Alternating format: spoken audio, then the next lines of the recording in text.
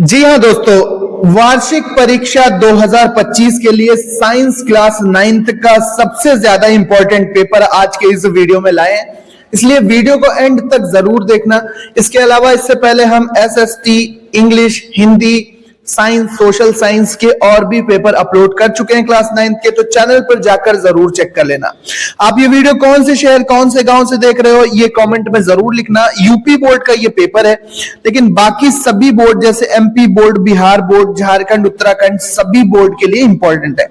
तो सबसे पहले आपको यहाँ पर 20 ओएमआर के प्रश्न करने होंगे, ठीक है। 20 नंबर के एमसीक्यू यानी ओएमआर के प्रश्न आपसे पूछे जाएंगे, फिर 50 नंबर के वर्णात्मक प्रश्न होंगे जिनको आप कॉपी पर लिखेंगे। तो चलो शुरू करते हैं। सबसे पहला क्वेश्चन यहां पर आपको देखने को मिल रहा है कि वेग परिवर्तन की दर को क्या कहते हैं, ठीक है। तो वेग परिवर्तन की दर को क्या कहते हैं? त्वरण कहते हैं। क्या कहते हैं? त्वरण। और त्वरण का मात्रक मीटर प्रति सेकंड स्क्वायर होता है। अगला क्वेश्चन है 90 किलोमीटर प्रति घंटा की चाल मीटर पर सेकंड में कितनी होगी? तो मीटर पर सेकंड में जब आप निकालेंगे 90 किलोमीटर प्रति घंटा को, तो ये 25 मीटर पर सेकंड निकलेगी। अगला प्रश्न है वस्तु को गति प्रदान करता है संतुलित बल, असंतुलित बल, चुंबकीय बल या ये सभी? तो वस्तु को कौन गति प्रदान करेगा? तो यहां पर ये सभी प्रकार के बल गति प्रदान कर सकते हैं। अगला क्वेश्चन है यहां पर पृथ्वी के केंद्र पर वस्तु का भार कितना होगा? पृथ्वी के केंद्र पर वस्तु का भार कितना होता है? तो शून्य होता है। पृथ्वी के केंद्र पर वस्तु का भार शून्य होता है। भार का मात्रक क्या होता है? तो भार का मात्रक हम जानते हैं, भार का मात्रक ग्राम होता है। क्या होता है? ग्राम होता है, ठीक है। भार का मात्रक ग्राम होता है, सॉरी यहां पर द्रव्यमान का मात्रक ग्राम होता है, द्रव्यमान का मात्रक ग्राम। और भार भी एक प्रकार का बल है, ठीक है।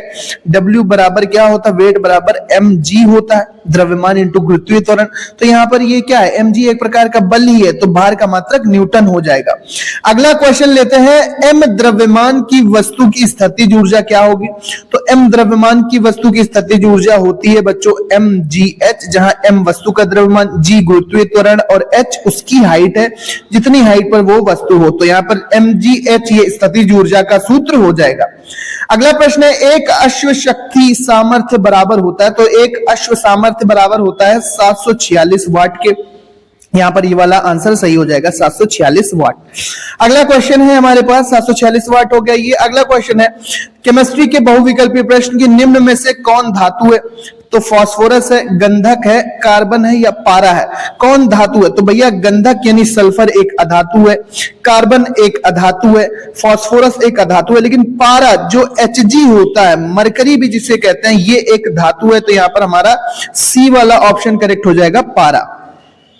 अगला क्वेश्चन लेते हैं यहां पर, अगला क्वेश्चन लेते हैं इलेक्ट्रॉन की खोज किसने की थी? तो इलेक्ट्रॉन की खोज जे टॉमसन ने की थी। जे टॉमसन ने। रदरफोर्ड ने किसकी की थी? प्रोटॉन की थी। न्यूट्रॉन की जेम्स चैडविक ने की थी। तो यहां पर सही ऑप्शन जे टॉमसन। अगला प्रश्न किसी परमाणु की प्रथम कक्षा में अधिकतम इलेक्ट्रॉन कितने होंगे? तो प्रथम कक्षा में 2, द्वितीय में 8, फिर 18, फिर चतुर्थ में 32, इस तरह से इलेक्ट्रॉन प्रवेश करते हैं। तो प्रथम कक्षा में 2 अधिकतम इलेक्ट्रॉन हो सकते हैं। यहां पर ये वाला आप आंसर सही लगा रहे होंगे। अगला क्वेश्चन है किस तत्व की संयोजकता 2 है? तो मैग्नीशियम की संयोजकता यहां पर 2 होती है। कितनी होती है? 2 होती है। मैग्नीशियम 12, जिसका परमाणु क्रमांक कितना होता है बच्चों? 12 होता है। ये वाला सही ऑप्शन होगा। कैल्शियम सल्फेट का सूत्र क्या है? कैल्शियम सल्फेट का सूत्र क्या है? CaSO4। CaSO4 यहां पर ये कैल्शियम सल्फेट का सूत्र आपके सामने निकल कर आता है, कैल्शियम SO4 यानी सल्फेट, कैल्शियम सल्फेट CaSO4। अगला है रसायन विज्ञान का आधारभूत सिद्धांत किस वैज्ञानिक ने दिया था? रसायन विज्ञान का आधारभूत सिद्धांत किसने दिया था? यह आपको बताना है। मेंडलीव ने, डाल्टन ने, लेवोशिये ने या आइंस्टाइन ने? अब जो लेवोशिये हैं, ये जिनको लेवोइजियर भी कहा जाता है, ये रसायन विज्ञान के पिता माने जाते हैं, आधुनिक रसायन विज्ञान के। तो एक बार आप इसका आंसर चेक करके हमें कमेंट करके बताएंगे कि रसायन विज्ञान का मूलभूत सिद्धांत या आधारभूत सिद्धांत किस वैज्ञानिक ने दिया था। सही ऑप्शन बताएंगे डाल्टन, मेंडलीव, डाल्टन, लेवोशिये या आइंस्टाइन। सही ऑप्शन कमेंट करके आपको बताना है। अगला है एटीपी का निर्माण होता है। एटीपी का निर्माण कहां होता है? गोल्जी कॉय, लवक में, माइटोकॉन्ड्रिया में या राइबोसोम में? तो सही ऑप्शन हो जाएगा माइटोकॉन्ड्रिया में। कहां पर? माइटोकॉन्ड्रिया में। अगला क्वेश्चन हमारे पास, निम्न में जीवन का भौतिक आधार है। जीवन का भौतिक आधार क्या है? जीव द्रव्य ही जीवन का भौतिक आधार माना जाएगा। अगला क्वेश्चन है, हड्डियों के सिरे किससे जुड़े होते हैं? तो हड्डियों के सिरे किससे जुड़े होते हैं भाई? हड्डियों के सिरे लिगामेंट से जुड़े होते हैं, और लिगामेंट को हिंदी में स्नायु कहते हैं। क्या कहते हैं? स्नायु कहते हैं। स्नायु से हड्डी के सिरे आपस में जुड़े होते हैं। और एक और होता है कंडरा, ठीक है, एक होता है कंडरा। कंडरा जिनको हम टेंडन कहते हैं, टेंडन्स कहते हैं, इससे हड्डी और पेशी जुड़ी होती है। हड्डी और पेशी, हमारी मांसपेशियां जुड़ी होती हैं, उसे हम कंडरा कहते हैं। तो कंडरा एक रेशेदार ऊतक होता है जिससे पेशियां और हड्डियां आपस में जुड़ते हैं। लेकिन जो स्नायु है इसके द्वारा हड्डियां आपस में जुड़ी होती हैं। स्नायु, ठीक है, ये आप लगाएंगे। ऊतकों का निर्माण होता है, तो कोशिकाओं से ऊतक बनते हैं, ऊतक से अंग बनते हैं, अंगों से अंग तंत्र बनते हैं, और फिर हमारा शरीर बनता है। तो कोशिकाओं से मिलकर ही क्या बनते हैं? ऊतकों का निर्माण होता है। ठीक है। अगला क्वेश्चन, जल का संवहन होता है। तो जल का संवहन किसके द्वारा होता है? जाइलम के द्वारा होता है। किसके द्वारा होता है? जाइलम। यहां पर आप सही ऑप्शन लगाएंगे। खरीफ की फसल कौन है? अलसी, तो ये रबी की है। सरसों रबी की है। मटर रबी की है। तो धान किसकी है? धान खरीफ की फसल हो जाएगी। धान खरीफ की फसल यहां पर होगी। अगला, कौन से पौधे से वसा मिलती है? वसा मतलब फैट या चर्बी जिसे हम बोल सकते हैं। तो कौन से पौधे से हमें फैट मिलते हैं? तो फैट किसके द्वारा मिलते हैं? मूंगफली, गोभी, गेहूं या चावल। तो फैट हमें मिलती है मूंगफली में। मूंगफली से हमें वसा प्राप्त होगी। सही ऑप्शन हो जाएगा मूंगफली। अब 50 नंबर के वर्णनात्मक प्रश्न आ गए हैं। एक समान गति तथा असमान गति को उदाहरण सहित समझाना है। 4 नंबर में ये क्वेश्चन आप करेंगे। अगला है, निम्न न्यूटन के गति विषयक तृतीय नियम को उदाहरण सहित समझाइए। 4 नंबर में कैपिटल जी यानी सर्वात्रिक गुरुत्वाकर्षण नियतांक की परिभाषा, इसका मान और इकाई आपको बताना है। ये इकाई आप बताएंगे। इसके बाद चलते हैं, इसके बाद जो प्रश्न पूछा गया है वो प्रश्न है हमारे पास, कार्य का क्या अर्थ है? इसके लिए सूत्र स्थापित कीजिए। कार्य क्या क्या अर्थ है? इसके लिए सूत्र आप स्थापित करेंगे। एक बाल्टी को 5 मीटर ऊपर उठाने के लिए 40 न्यूटन का बल लगाया जाता है, तो कार्य की गणना कीजिए। एक बाल्टी को उठाने के लिए कितना? 40 न्यूटन बल लगाया जाता है, तो कार्य की गणना कीजिए। अब केमिस्ट्री के प्रश्न आएंगे। केमिस्ट्री के प्रश्न आ गए हैं। केमिस्ट्री में पूछा गया है भाई कि स्थिर अनुपात का नियम किसे कहते हैं? उदाहरण सहित समझाइए। स्थिर अनुपात का नियम, इलेक्ट्रॉनिक विन्यास के लिए बोरबरी का नियम समझाइए। 2, 8, 18, 32 इस तरह से जो इलेक्ट्रॉनिक विन्यास करते हैं, बोरबरी का नियम आपको बताना है। अगला क्वेश्चन हमारे पास आता है कि धातु, अधातु तथा उपधातु के गुण लिखिए।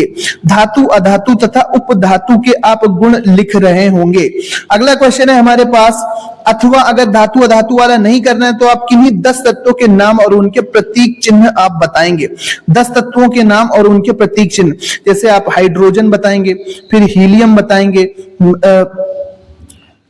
लिथियम बताएंगे, बेरिलियम बताएंगे, बोरॉन बताएंगे, कार्बन बताएंगे, नाइट्रोजन बताएंगे, ठीक है, ऑक्सीजन बताएंगे, नियोन बताएंगे, और नियोन बताएंगे 10, और फ्लोरीन बताएंगे। फ्लोरीन के बाद नियोन, फ्लोरीन और नियोन। ऑक्सीजन के बाद फ्लोरीन और नियोन, ये 10 तत्व हो गए। हाइड्रोजन का परमाणु क्रमांक 1, हीलियम का 2, लिथियम का 3, बेरिलियम का 4, बोरॉन का 5, कार्बन 6, नाइट्रोजन 7, ऑक्सीजन 8, ठीक है, फ्लोरीन का 9 और नियोन का 10। तो 10 तत्व इस तरह से आप लिख सकते हैं और उनके प्रतीक चिन्ह बना सकते हैं। पादप कोशिका का चित्र बनाइए, ये क्वेश्चन आपको देखने को मिलेगा। इसके बाद अगला क्वेश्चन जो आपको इंपॉर्टेंट तैयार करना है, तंत्रिका ऊतक का सचित्र वर्णन कीजिए। तंत्रिका ऊतक आपको बताना है। ऐच्छिक पेशी, अनैच्छिक पेशी तथा हृदय पेशी में अंतर लिखिए। ऐच्छिक पेशी, अनैच्छिक पेशियों में अंतर काफी ज्यादा इंपॉर्टेंट है, आप ये क्वेश्चन लगाएंगे। माइटोकॉन्ड्रिया का सचित्र वर्णन कीजिए। तो माइटोकॉन्ड्रिया हम जानते हैं इस तरह से जो चित्र बनता है माइटोकॉन्ड्रिया का, इसमें, ठीक है, इस तरह से माइटोकॉन्ड्रिया वाला डायग्राम तैयार करेंगे और फिर उसके बारे में थोड़ा सा लिखेंगे। ठीक है, अगला है भाई कि माइटोकॉन्ड्रिया वाला अगर चित्र नहीं करना है तो खाद को तैयार करने की विधि का वर्णन आप करेंगे 6 नंबर में। तो ये 4-4, 6-6 नंबर के क्वेश्चन है, ज्यादा कठिन नहीं है, इनका सॉल्यूशन भी हम आपको प्रोवाइड करा देंगे, इसलिए चैनल से जरूर जुड़े रहो। और भी अलग अलग कोड के इंपॉर्टेंट पेपर हम लाएंगे। अब एक जरूरी जानकारी कि आप कोड के पीछे मत पड़ो कि ये मेरे कॉलेज में आएगा नहीं आएगा। अगर आप 2-3 पेपर मॉडल पेपर सॉल्व कर लेते हो, इसी आधार पर अगर आप अपनी तैयारी कर लेते हो अच्छे से, तो निश्चित रूप से चाहे जैसा भी पेपर आए आप अच्छा कर पाओगे, क्योंकि यही प्रश्न घूम थोड़ा सा बदलाव के साथ आ जाते हैं और आप घबरा जाते हो। घबराने की जरूरत नहीं है, क्योंकि यही सारे क्वेश्चन है इंपॉर्टेंट जो आपके एग्जाम में पूछे जाते हैं हर साल लगभग।